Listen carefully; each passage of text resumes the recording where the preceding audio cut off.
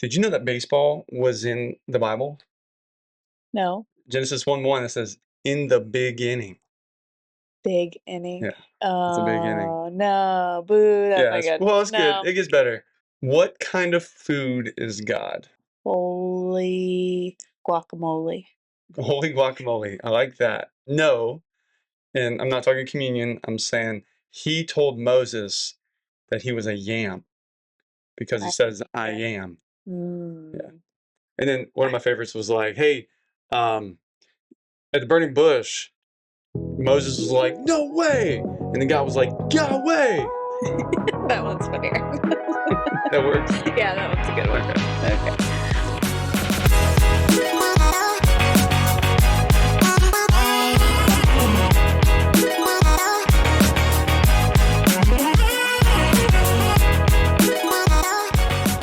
Well, hey there. Good to see you. Well, I guess we're not seeing you, but you're seeing us again. Can you tell we're a little rusty? It's been a minute since we've Out of been here. practice. Yeah. We're out of position. We Yeah. got boys home from summer Yeah, there's a good chance that they're gonna interrupt us. My guess is like 3 times. at least 3 times. Yeah. And we have a dog, of course, and it's chaos around here. So we hurried up, put this together so we can at least update our friends. Yeah, we've been having some exciting things happening, so we definitely wanted to try to squeeze this in here and just to share what's going on. Yeah, for those of you who are new here, my name's Ben. And I'm Julie. And we are pastors at a church called Tree-of-Life.Church. We've been on the church planting journey since last September, basically. Well, I mean, before that, really, but that's when officially we started in our home, and it's been beautiful to watch God move and work. And this upcoming week, as we record this, we're getting to the point where we have multiple baptisms that we get to celebrate. So, but before we get there, to all the updates, before we get to the updates, do we you have have anything to else? stay with our trend of a game. That's right. And so today, our theme of what we're going to talk about for the podcast is going to be wilderness. But before we get there, we have a game to test your ability to see how your survival skills in the would wilderness. be in the wilderness. I see. So, Well, if I'm biblical about this, I might answer in one direction, but the current wilderness of like the shows like Alone. yes, that's more or so the Bear mindset, Grylls. but Okay. you do you. All right, fair enough. All right. Play along at home if you want to. Good luck. Here we go. Question 1. If you are lost in the desert, should you drink the water inside a cactus? Oh, my hunch is to say yes after you carve a little like hole in it and let it seep out or drip out and you collect it into something. Okay. And not put your face directly into the cactus to bite out a hole because you might get stuck. Yeah. So you're wrong. Good try. You don't want to drink water out of a cactus? No, most cactus fluid is toxic and will make you vomit and dehydrate you faster. Really? Huh. Well, sorry, I failed. We're learning things here. I would Yeah, I have didn't thought the grow same up out thing. west. Yeah. Our wilderness over here, well, I guess Florida is where I grew up. Much more water. Yeah. Yeah. You can drink the coconut. Yeah, you don't want the stagnant water, but if it's flowing creek water, it's a little bit better. You but might it's be still all not right. ideal. You collect it, you put it over fire, you boil it, and then you drink it after it cools off. Gotcha. All right. Well, No let's see how cacti. you do for question 2. All right, I failed. If you were bit by a venomous snake in the wilderness, should you use your mouth to suck out the venom? I mean, ideally, you wouldn't have to because you can pull it out with like a pump thing, one of those pump things. You ever seen those? You're stuck in the wilderness. You're not going to have a pump thing. Well, you're in the wilderness with like maybe a backpack of supplies, I'm guessing. Yeah. If you have one of those pump things. First thing is I would cut off blood supply to whatever extremity was bit. Okay. And then if I was able to reach it with my mouth, because like if it bites me in the elbow, good luck. I'm not getting that, But I might push out as much as I can, just to make sure the venom doesn't go to my heart. Now you have snake venom. Yeah, we have some immunity. Yeah, because your dad, your dad's side of the family. Dad's side of the family. We're rattlesnake venom farmers. We don't need to go into that. Yeah, let's do it. To go into today. This is part of our heritage. Yeah. Is that we get to teach our sons. Rattlesnake Johnson. Rattlesnake Johnson was my grandma's dad. Yeah. Okay, so great grandpa, I guess. Anyways, Would you like to know the answer to your rattlesnake or to your venomous I would snake? try to suck out the venom and spit it out and not swallow it. So the answer is no. This is Don't a do that. massive movie myth. It doesn't work. It damages the surrounding tissue and introduces dangerous bacteria to your mouth directly into an open wound. Oh, man. From an open wound. So is it saying don't even do the pump thing? I don't. It didn't bring up the pump thing. I don't know Okay, if that's well, another movie thing you saw. man, I'm more of a city boy than I I know. think. I guess so. All right, question 3. True or false? Okay. Mosquitoes are attracted to some people more than others based on the blood type. I mean, it's a fact that I don't get bit by mosquitoes much compared to you. It is night and day difference. I think I'm O positive. What are you? O negative. So I'm going to say yes. So you are correct. It's true. Studies have shown mosquitoes are particularly drawn to people with type O blood. So we both are O, Huh. but we're the opposite. So yeah. Maybe it's like Nearly magnets, positive and twice positives as much repel. as someone with type A. Maybe mosquitoes organically have positive, O positive, and it's like magnets pushing against each Oh other, yeah, maybe that's what it is. and they're attracted to the That's negative. why. Yeah. Yeah. Could be it. So fun fact. Hypothesis. So you got one right. Good job. I'm proud of you. All right, we have 2 more questions. Okay. All right, if you were caught in an open field during a severe lightning storm, should you lay completely flat on the ground or just stay? Oh, no, to stay low. I mean, is that the only option? It's a yes or no. Should you do that? It's better than standing upright, but it's not the best idea. So you're saying yes, you That's a should. complicated way to it's a weird way to phrase that question. Should you I'm gonna lay say down or should you stand up? I'm gonna say yes, sure, to lay That you should down lay down. versus stand Okay, up. the answer is no. If lightning strikes nearby, the electrical current travels along the ground. Laying flat maximizes your body's contact with the current. Instead, you should crouch low in a ball of It's a your feet, lose-lose. tuck your head, and minimize your contact with the ground. So fetal position versus laying flat. Correct. Is what it's saying. Yeah. It still says get low. Right. Low is still part of it, just less body It's just to ground. so funny for all the variables.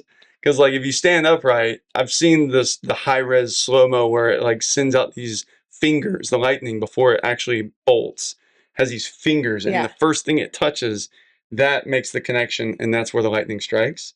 So that's why you want to get low, is so that those little feelers, static feelers, don't touch you first, but they'll hit trees and stuff around you.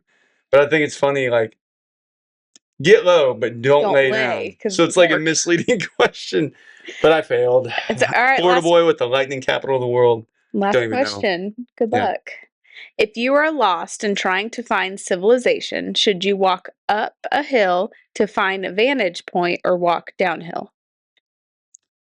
If you're lost in what? Say it again. Trying to find civilization. Trying to find civilization. You go up a mountain and look for, because you get a vantage point, look that way, or do you go downhill? Yeah, there's so many more follow-up questions. Yeah, well, going downhill, sometimes it leads you to a river or a stream that then leads to a river and then leads to civilization. You can follow the banks, but sometimes those meandering rivers will take days to find civilization. So going up and trying to see, like, especially in our era, like you'll have some light pollution. Mhm. So if you get upright, have a vantage point, and you see the closest, like, nearby streetlights, So what's your answer? I would, in North Carolina, I would say go up. No. It's 50-50, and I fail every time. Walking downhill usually leads to water sources. Historically, humans build paths, roads, and towns near water. Following water downstream is your best bet for finding civilization. So you said the correct answer, you just didn't pick it. So there's a show about that, and it's called Dude, You're Screwed, which I think is so funny because they like hijack and abduct one of their buddies who's like military or whatever, built to survive, and they just drop them off somewhere and make them survive. Yeah.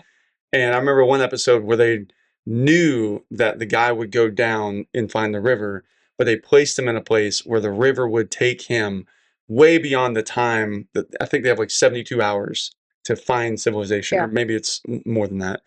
But they knew based on the average, rate of how he would walk, he wouldn't make it. But then there's also they didn't expect for him to make a boat and then get in the water, and then it became like super fast rapids, and then there's a waterfall. And he didn't know the waterfall was there because he didn't have any technology or anything. So they had to actually intercede and like get him. So that was in my head. Yeah. Long story short, but anyway. So note to self, we're not trusting your instincts in No, don't do that. when we're trying to go out camping. Yeah. But at the same time, this dog, I'm worried it's going to break things. At the same time, like, isn't it Romans 8 applicable too? Where Romans 8:28 says all things work together for good for those who love God and are called according to his purpose. Not with They're predestined venom. to conform to the image of the Son.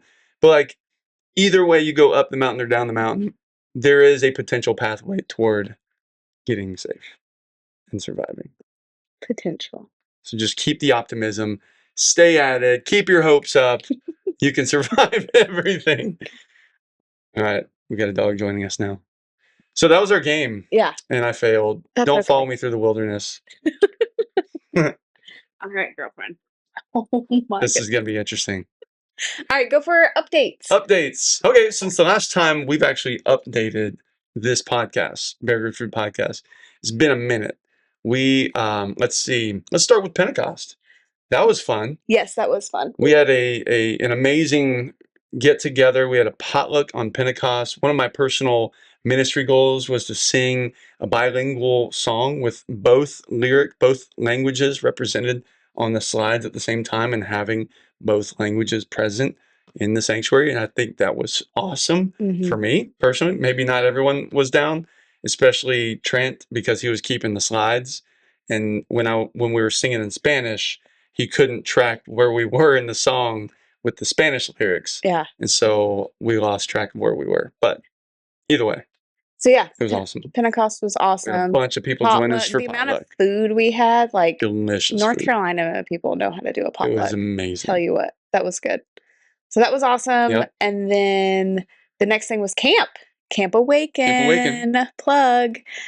So if you are kind of new to understanding what Camp Awaken was, we were able to put on a youth geared towards middle school aged kids for free at our local middle school. It was a 4-day camp from 9 to 1, and man, was it awesome. It was incredible. Yeah. We had about 50 kids with about, I'd say, 18 young adults and a few other adults, I guess you want to call it that way. A couple volunteers that gave up their entire work week. It's a big deal.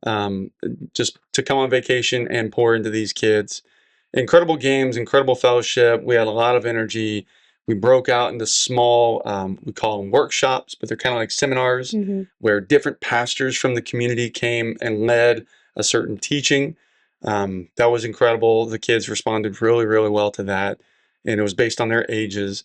And then we came back in after playing a huge game, came back in and we worshiped. Yeah. And it was beautiful to watch and empower so many young adults that many of them were former students of ours who went off to college. We reached out months ago and be like, hey, we got this idea. Would you like to join us and be part of this and be disciples who make disciples kind of a thing and invest in the next generation? And they said yes. Yeah. It was incredible for them to take that leap of faith and say, yeah, we'll give you that week of our life. Yeah. Doing a camp midday and trying to get volunteers for it is really hard. It's very difficult. Between the people who graciously gave of their vacation time to be there and then our college kids, I think were a huge part of the secret sauce and just made it fun. Like when we asked the kids what was their favorite part, a lot of it was the intentionality of our college kids putting in. They were so good at leading small group conversations, following up with the kids, checking in on them daily, making sure they weren't alone, and then helping them memorize Bible verses to get their team points. A lot of energy brought into the games. Like I couldn't say enough. But then also to listen. Many of them had the opportunity to share their testimony or bear witness to what God's doing in their life. Give some wisdom to these middle schoolers as they're going through that stage of life. So we had kids, Emma and Justin, and I know Jackson and Harley. She shared an incredible mosaic picture of. It was just awesome. It's just really, really cool. And I should have done more about getting out the wedges and letting them lead a lot more. But it was super encouraging that our kids and the community was served in that way. Yeah. And the community served us well. Like we had food provided by McDonald's, Wendy's, Chick-fil-A, Dario's, in Publix, Yeah. to, I mean, a fraction of the cost of what we Yeah. should have paid to feed 75 people between adults and kids, Yep. was insane. And then the donations of local churches and other church that like saw the vision and the heart behind it Mhm. and helped us provide a way to make it happen. I'm trying to remember the math, but it was 75 meals every day, so 4 times 75, and I think it cost us, what, y'all do the math, I think it was and it cost us $700 yeah. for all the food for all of And that that was week breakfast for all the leaders and lunch and lunch. So for that's just, everyone. it was amazing. Yeah. And then not only that, but the facilities we were able to go into was the local middle school. Yeah. So shout out Mill Creek for helping us, and Catawba County School Board for allowing us to use that space for free. Mhm. And we truly tried to steward that the best we could, and I think we did a great job having access to different facilities in around the school, and for them, the administration to be supportive. I mean, that doesn't happen anywhere else. Yeah. Yeah. It's a very, very We know it's unique a thing. unique, and we're very grateful for it. So we are excited to run that back again next year, but we've got a lot until next Oh, we have a summer. lot till next summer. So I would say the next update is we went down to our hometown of Fort Myers, Florida. That's right. And we got to go thank our childhood church, Riverside, which we've talked about here before, and how it's formed us as kids and being used to, church planting life. Because Riverside, though we didn't go when it was necessarily a full-blown church plant, it was definitely in a season of transition and in a middle school. And so anyways, thinking back on like our journey now and what Riverside was when we were kids and the setup and the teardown in a middle school, to going and speaking at it this past or 2 Sundays ago, and just like the summer, right before summer, they were at 3 services, outgrowing it. They're about to do a huge demolition to expand. Like, That's fantastic. it's so cool to see, what our parents were praying and hoping that Riverside became when they bought this property and stuff like that. To seeing what it is now is really cool. And personally, I think it gives me hope to see what Tree of Life could be what is that going to look like in 20 years? Like, so it was a great visit. Very thankful for Riverside and how they're joining alongside us and helping us get this church started. Amen. Yeah, they're massive blessings. So it was cool to share the story of how our families are deeply rooted in that church and how organically being raised up and surrounded by our youth context and stuff to empower us to the point where we've taken this leap of faith. And we just wanted to report back to our family and just say, like, here's where your decades of investment into this family have paid off. And now it's bearing fruit and it's beautiful. And watching the kingdom grow organically, it's just been fun. It's been a fun ride. Yes. So, despite at the same time going down the riverside and going into Florida and seeing family, I was in a little bit of a funk. Would you agree? Yeah. Oh, I definitely don't. I don't know if you relaxed at all this trip. You definitely didn't feel like a full vacation, I feel like, for you. Yeah. So, like, a little bit of feedback from my perspective. It's a lot of work, obviously, helping to launch and prepare people for a launch and not knowing so many different things, like wondering where we're going to meet if we outgrow the current space that we're at, and do we launch in the current space where we're already kind of pushing the limits.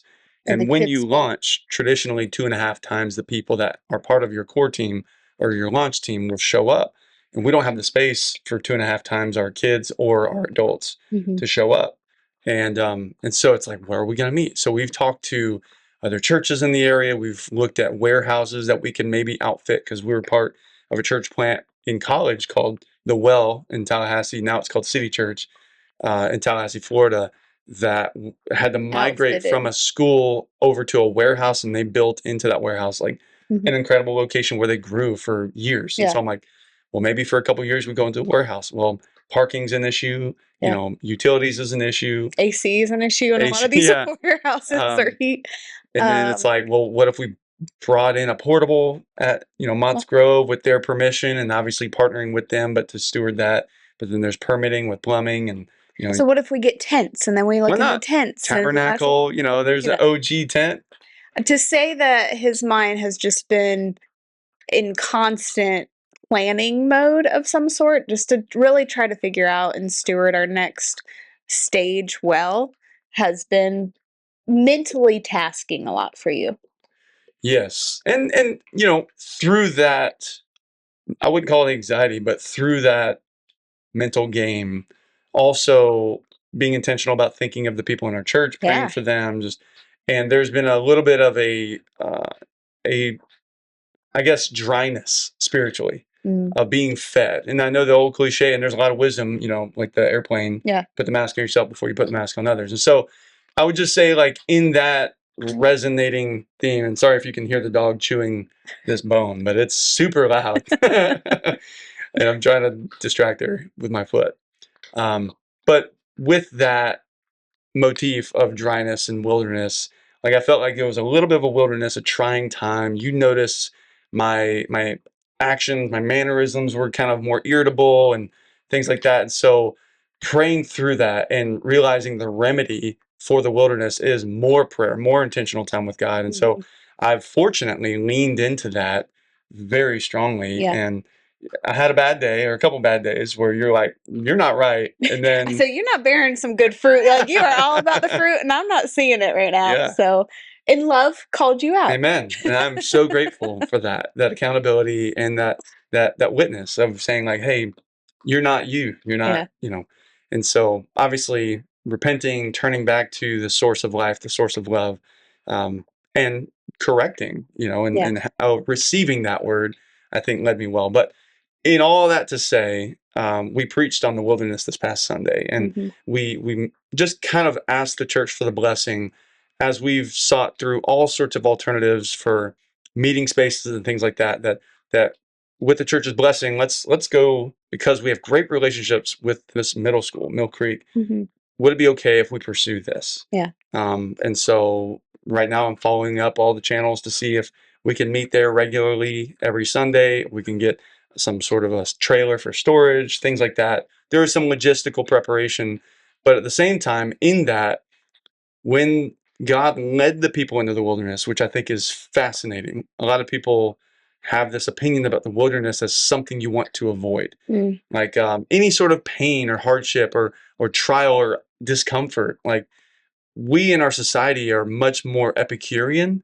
So like there's a famous thing in Acts where Paul goes to Athens and he speaks to the philosophers, and there's Stoics and Epicureans.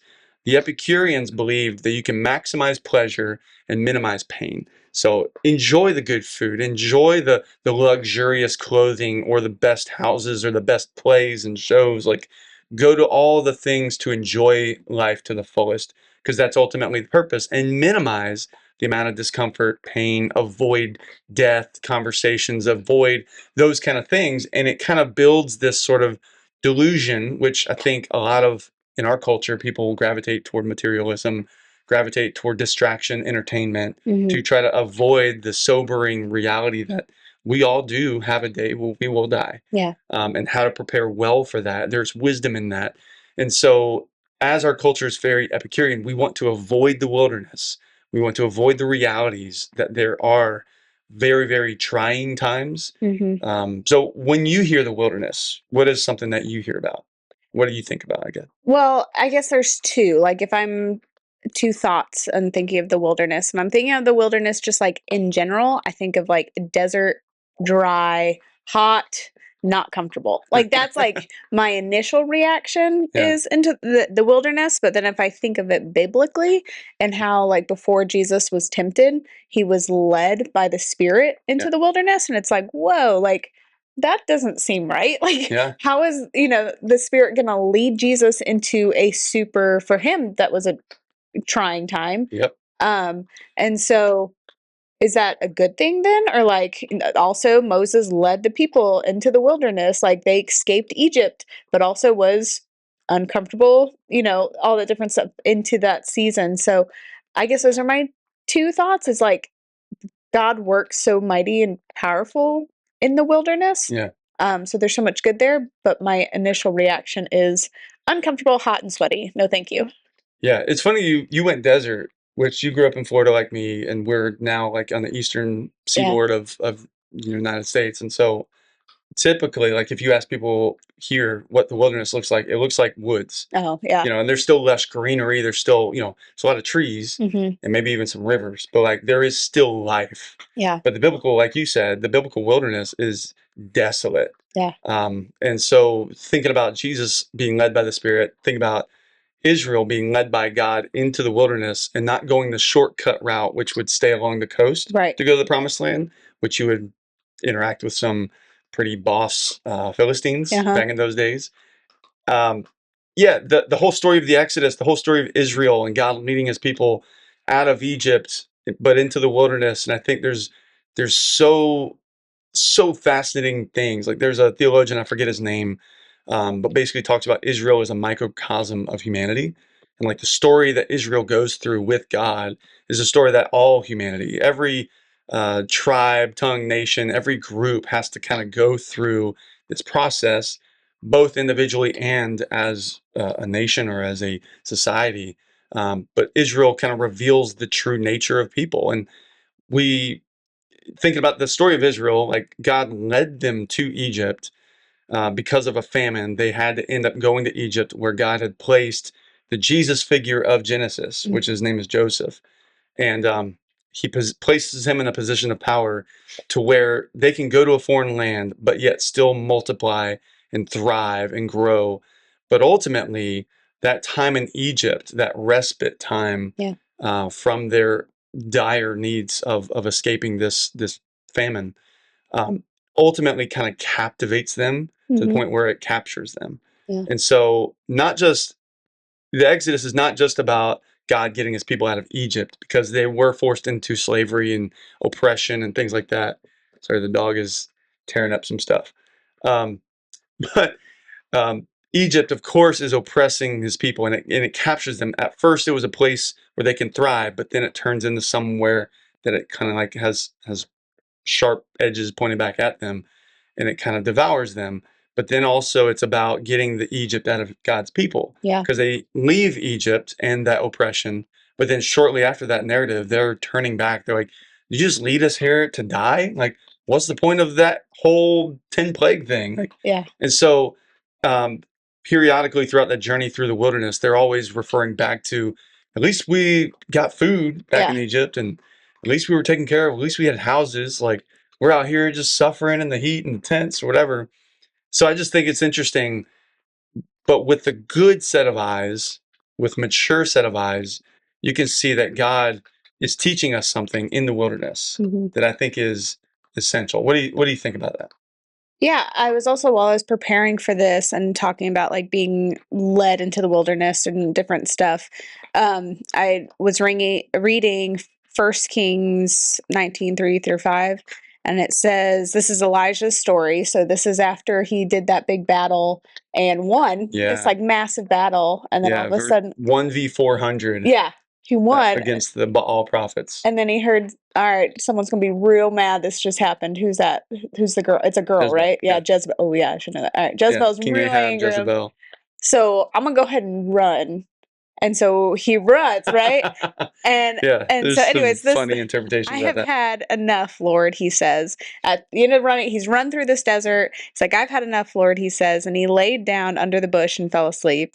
And at once an angel touched him and said, get up and eat. And I think sometimes like we think like, oh my goodness, like God, what are we going to do? Like for us right now in this season of where are we going to have this church? Launch is coming up September 13th. What are we going to do?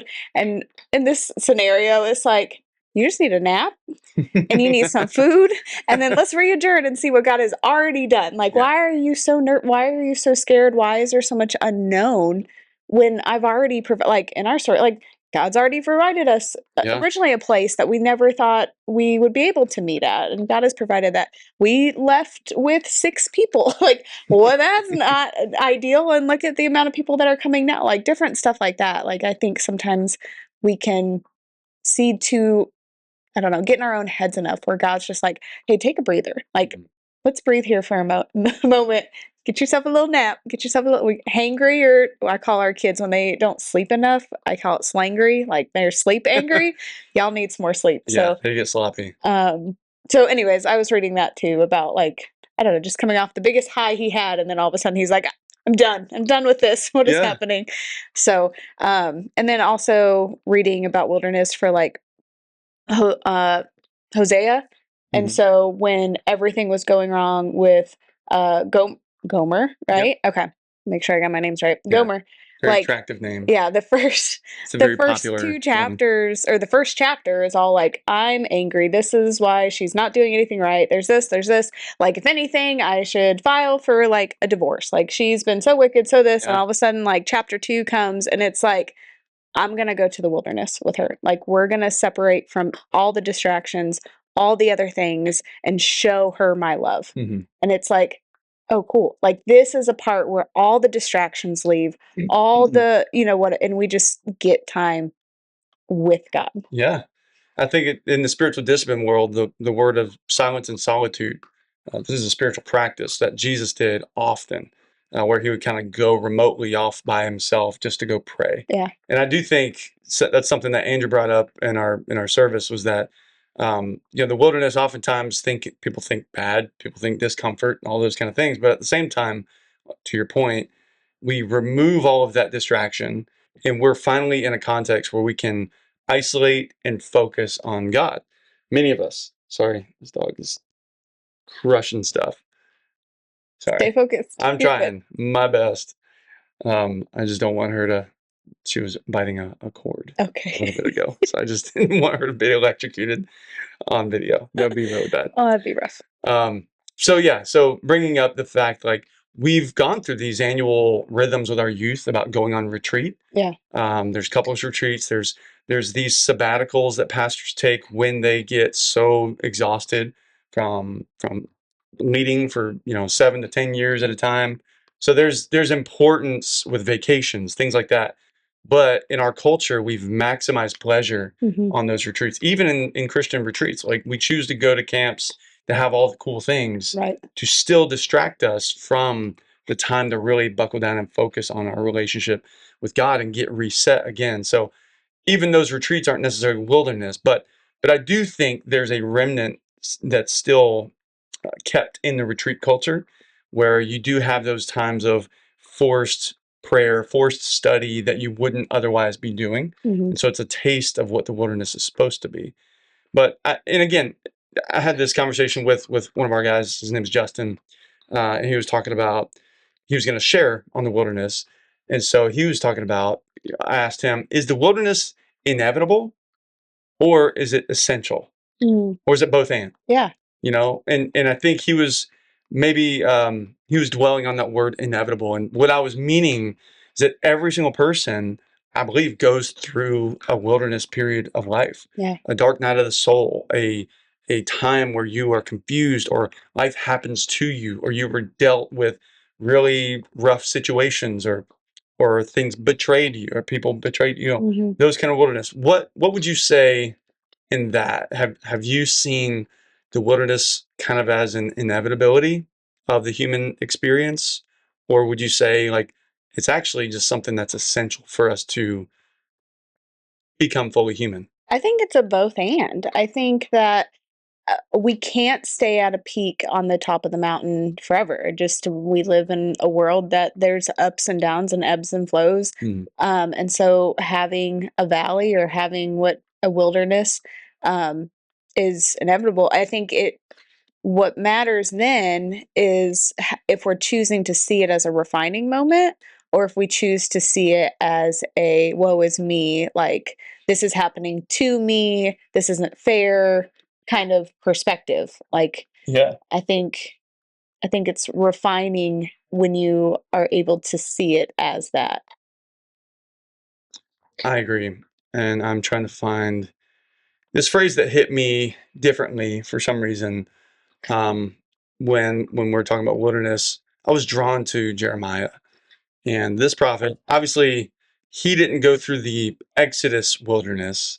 He didn't go through, that per se. Like, he was generations after Moses and all that whole story of the wilderness, which, by the way, I think we can prolong wilderness experiences too. Mm-hmm. Like, thinking about the story of Israel being our story, obviously being fulfilled in Christ as the ideal way to process through the wilderness.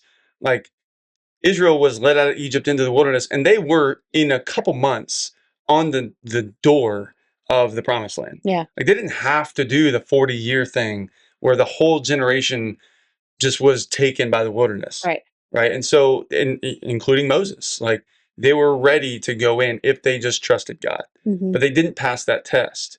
They thought of conquering that land based on their own strength, instead of based on what they've experienced God do in the past, Right. delivering them from that other nation that was even stronger than the land of Canaan. Here you see Jeremiah, that's this young prophet that was chosen by God to bear witness and tell the truth to God's people who had been, again, distracted and becoming idolaters and worshiping other gods and neglecting the God that delivered them out of Egypt. And they were trying to think of ways that they could overcome the adversity or the inevitability of Babylon that is expanding their territory. They're coming down south and they're about to conquer Israel. They already conquered the Ninevites, or what's it called, Assyria, who conquered the northern half of Israel. But it's inevitable. Like Babylon is on this mission. Nebuchadnezzar's made it clear. He's already made up his mind that he's going all the way to Egypt and he's going to conquer them too. And he's powerful enough to do it. And God says it through Jeremiah that he will. But Jeremiah's like, guys, we don't have to resist this. Like God led his people into the wilderness. We are supposed to go into Babylon. He's like telling that truth. And people wouldn't want to hear it. Like the king just wanted gaslighters as his prophets of saying like, no, king, God is too good. He's going to deliver us from this. Based on what? Like they're not faithful to Yahweh. And then so because of that, they decide in their own power, well, you know who we should go back to? We should align with Egypt because they're strong. And if we build an alliance with them, and this is just what we see in the world. Right. It's like we just want to surround ourselves with the bodyguards. We want to put ourselves in a position where we can be protected, at peace, and all those things. Whereas the core of the issue of Babylon's coming is God has appointed Babylon to be his judgment, like on this people. What Jeremiah says is that, yes, after 70 years, Babylon itself is going to be judged because they're not doing things well either. But we have to receive this consequence of us walking away and go into a foreign land, go into a form of wilderness in being the exile. And it's just interesting. I don't know why it stuck out to me, but he talks about the wilderness being a place where no one lives. And to cut it short, Jeremiah 2, I think it's verse 6, talks about God leading his people into a place where no one lives, no one can survive, but yet God sustains the people of Israel throughout the wilderness, gives them food, gives them water and pure water. But then in the end of Jeremiah, in chapter 51, I think it was, the same phrase is repeated, but for Babylon. And I think it's interesting in Jeremiah 29 as well. Maybe this is just me just throwing stuff out there for people to kind of like go in and study. But Jeremiah had this really, really bad news for the nation that he could have been come across. Like in America, we think of the red era of like the Cold War, where we were trying to find communists and like kill them and like eradicate them from America for being anti-American, for committing treason and like all those things. They literally called Jeremiah, he's committing treason, that he is against Israel, that he is anti-Israel even.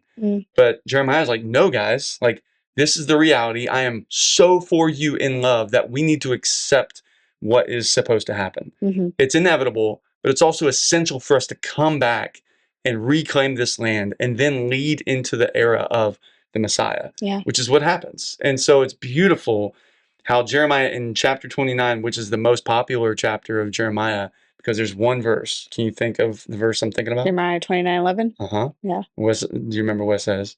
I put you on the spot. Is it I can do all things through Christ? No. Wait. Christ isn't there yet. Oh, that makes sense. Jeremiah 29:11. There's an old song. For I know. For I know the plans you have for me, says the Lord, plans to give you hope in the future, plans to prosper and give you hope in the future. Yeah, prosper, not to harm, give you hope in the future. Yeah, that's it. I got there. Yeah, no, and that's scripture memorization, folks. Like just be meditating on it, and you get the point of it. Just before he gives that promise that God's plan for us to go into exile is actually to prosper you, not to harm you. Yeah. Right before that, in 29 verse 5, he says, "Build houses I'm sorry, let me start a little bit before that in verse 4. Thus says the Lord of hosts, the God of Israel, to all the exiles whom I have sent into exile, aka the wilderness, from Jerusalem to Babylon. Build houses and live in them, plant gardens and eat what they produce. Where do we hear about the garden first? In the creation story? Yeah. And so I think it's beautiful. Here's a tip, a wink from God saying, you might think you're going into wilderness, but it's going to turn out to be a paradise. Yeah. It's going to be a place where you can thrive, just like Egypt was at first. Yeah. Like you were a little nervous to go, apprehensive to go into Egypt, but I made you fruitful and multiply. Yeah. Y'all were living in the Nile Delta, the greenest land of that entire region. Like you go to Babylon, plant gardens and eat what they produce. Take wives and have sons and daughters. Take wives for your sons and give your daughters away in marriage, that they may bear sons, bear fruit, right? And multiply there.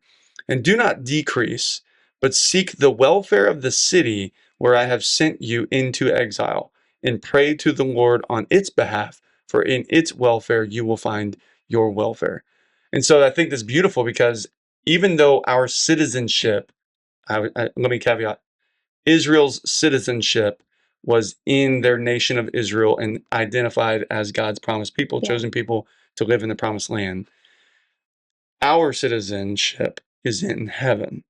Even though we live temporarily in various nations around this planet, and we don't neglect the communities that we're placed in, but we're supposed to pray for those cities and be great citizens and extend the kingdom of heaven into that city organically.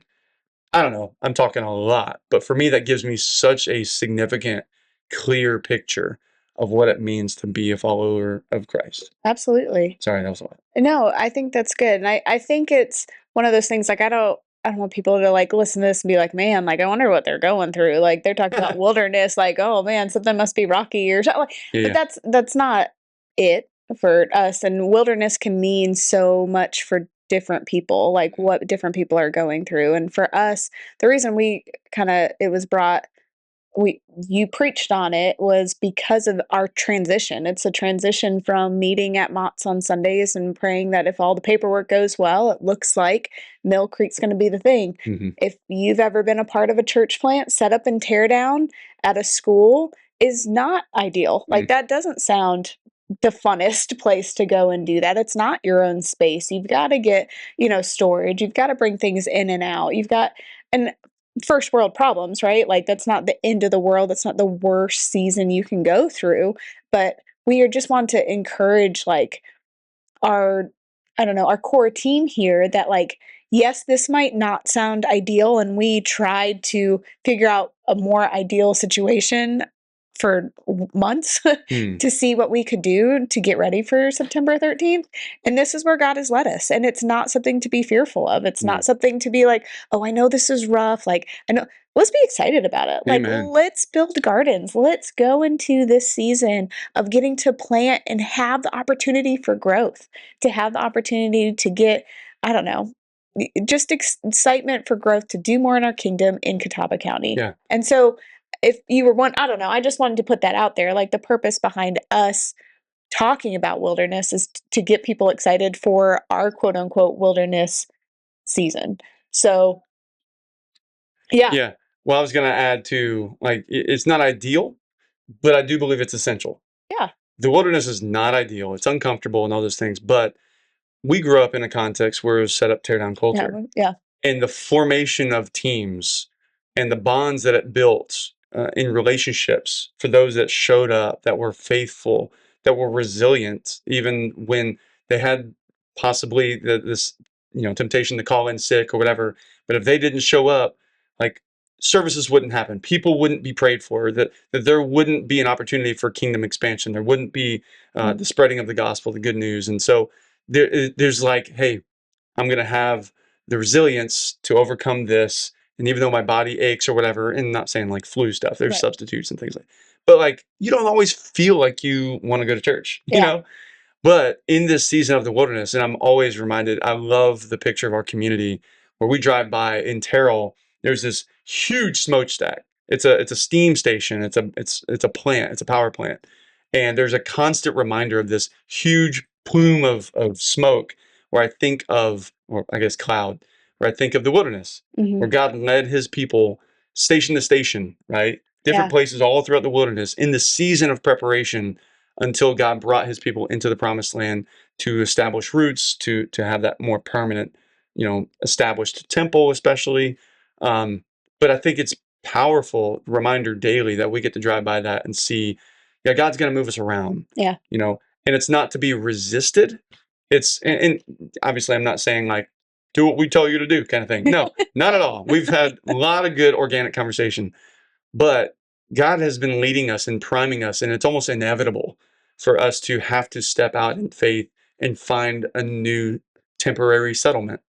At the same time, there's opportunity to plant gardens and extend the credibility of the gospel in a context where it's a public location where many, many, many families come in weekly or daily to drop off kids, pick up kids that are going on site for games and things, and to cover that campus in prayer. Amen. To cover that campus with intentionality and lunch buddies and provisions for the faculty and the teachers. Like, what an incredible opportunity we have if we get that opportunity. Again, Right. I don't want to speak too much because there's still other processes that we're kind of counting on to happen. But throughout the wilderness, like, both it's inevitable and it's essential for us to become the church that God wants us to become.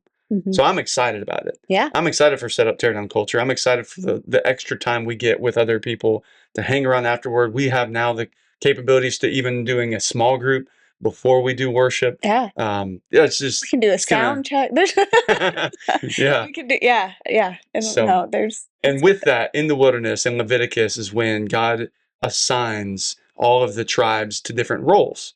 And we've invited our launch team to, hey, if you have a gifting or if you have a passion for a certain type of ministry, sign up. Like, here's our core launch team becoming the tangible leadership teams that are going to help organize, but also care for and nurture every person that comes through those doors that has different needs and different interests and different ways or next steps, I should say, in discipleship. Yeah. So, And if you're local and you're like, hey, I want to be a part of that, come be a part of it. it's going to be awesome. We're still right now meeting at Mott's at 11:15 on Sundays. We have root groups on Wednesday nights at 6:30 to 8.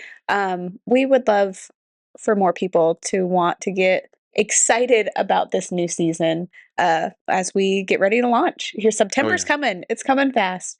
And we need as many hands on deck as possible that are excited about expanding God's kingdom. So, yeah. And if you're not, continue to pray for us. Amen. It means a lot. We need the help. So we're just excited, and thank you all for listening alongside us.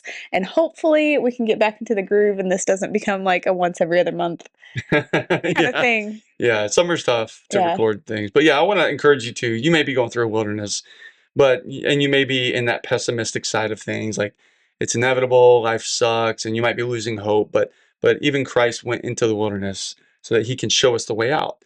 And so embrace that season and what character formation is going to happen in your life, because the promised land is around the corner if you trust in God.